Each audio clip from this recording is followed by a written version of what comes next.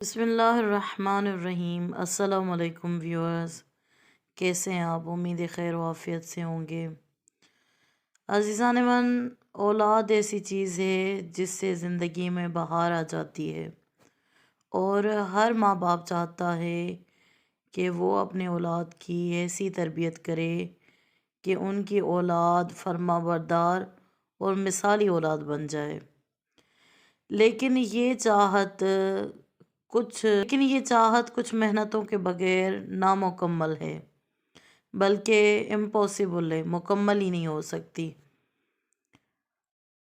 تو ہمیں کون سے اقدام اٹھانے چاہیے اپنے اولاد کی تربیت کے لیے؟ اس میں آپ کو 8 اصول بتا چکی ہوں جو میری پچھلی ویڈیوز میں موجود ہیں، اگر آپ چاہیں تو اس سے دیکھ سکتے ہیں۔ آج اصول نمبر 9 پہ گفتگو کریں گے۔ اولاد کو ہر صورت میں مشکوک مال سے بچائیں۔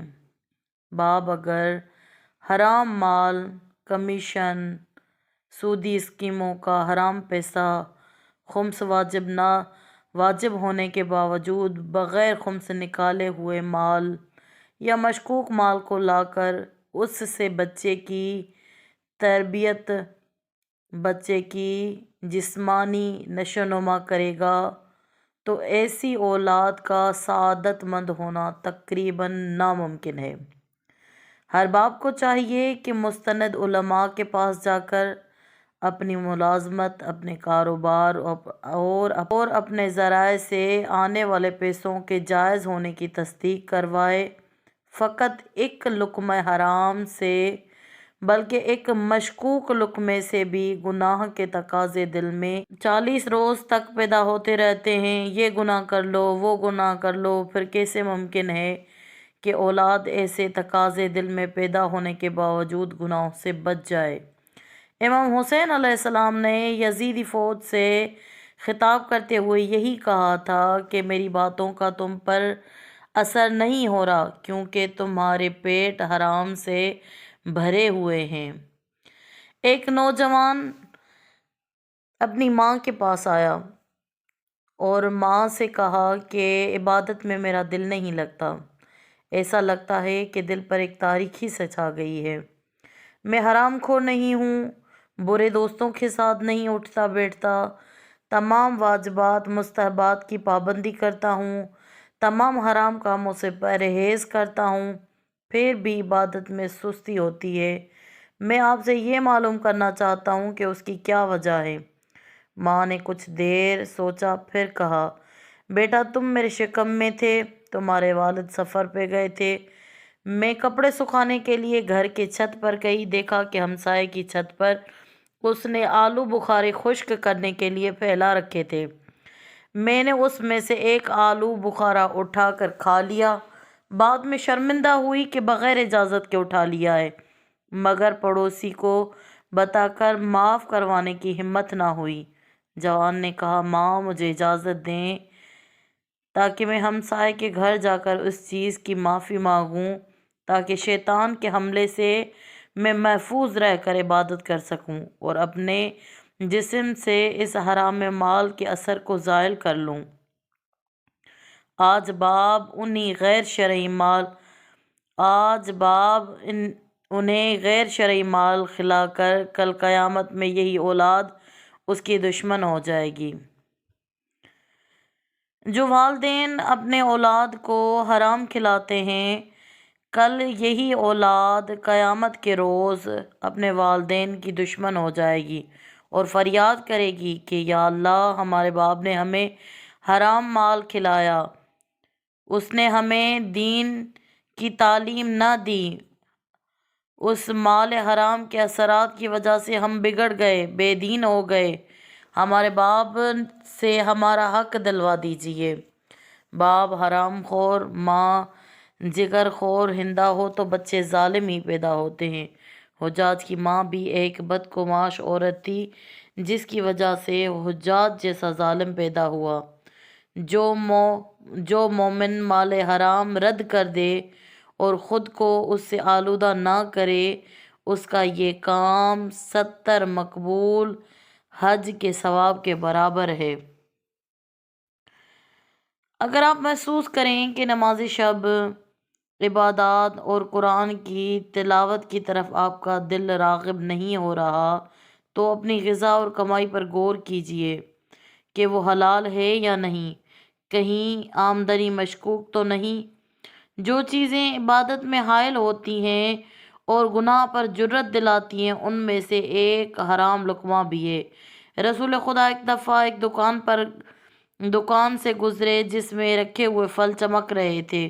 آپ نے پوچھا، یہ ایسا کیوں ہے؟ یہ پھل کے اوپر سے کچھ اور ہے کیا؟ اندر سے کچھ اور ہے؟ انہوں نے کہا کہ بارش کا پانی پڑنے کی وجہ سے ایسا ہو گیا ہے۔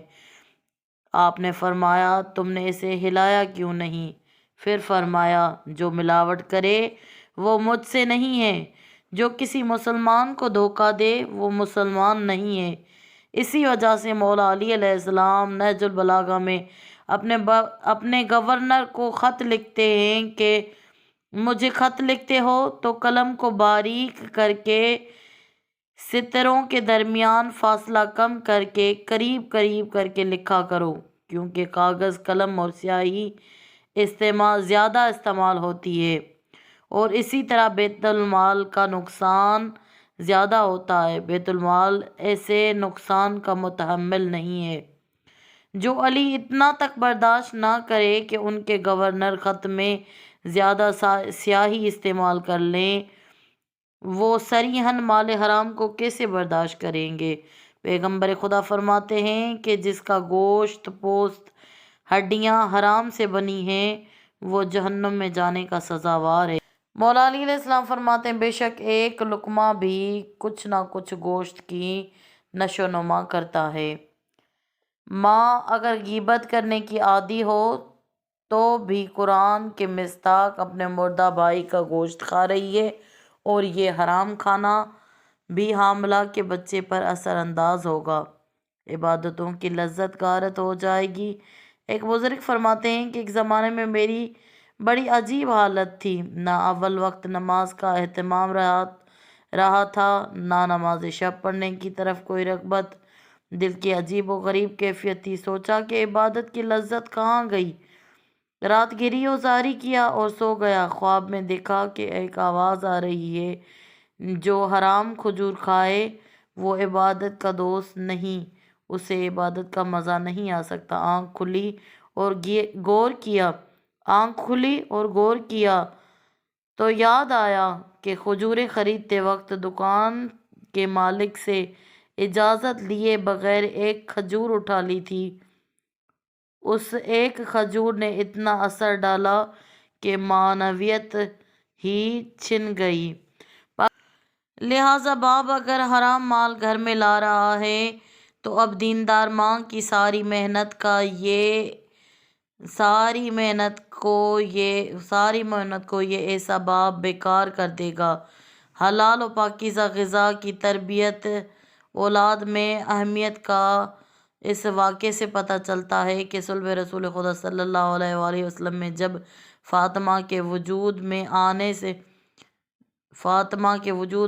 سے پہلے رسول خدا کو 40 دن روزے رکھنے کا حکم دیا گیا، جب آخری روز جنت کے پھل سے افطار کیا تو شہزادی کونین کی ولادت کا اہتمام ہوا۔ وسائل الشیعہ جلد نمبر 17 میں امام رضا فرماتے ہیں کہ حرام کے آثار نسل میں آشکار ہوتے ہیں۔ علامہ مجلسی فرماتے ہیں کہ ایسے مرد بھی تھے جب وہ کمانے کے لیے گھر سے نکلتے تھے تو ان کی بیویاں بچے ان سے کہتے تھے، خبردار حرام کی کمائی گھر نہ لانا، ہم بھوک اور سختی کا مقابلہ کر لیں گے لیکن ہم میں قیامت کے دن کا عذاب سہنے کی طاقت نہیں۔ وہ مال بھی حرام ہے جس پر واجب الادا خمس نہ نکالا گیا ہو۔ مولا فرماتے ہیں، بدترین مال وہ ہے جس میں خدا کا حق نہ نکالا گیا ہو۔ امام محمد باقر علیہ السلام فرماتے ہیں، ایسے افراد قیامت کے دن ایسی حالت میں قبروں سے اٹھیں گے کہ ان کے ہاتھ گردن سے بندھے ہوں گے، ایسے افراد قیامت کے روز سزاؤں کا مزہ چکھیں گے، ایک حرام کھانا اور دوسرا اہل و عیال کو حرام کھلانے کا عذاب۔ لہٰذا ثابت ہوا کہ حلال سے نورانیت پیدا ہوتی ہے، حرام سے تاریکی وجود میں آتی ہے۔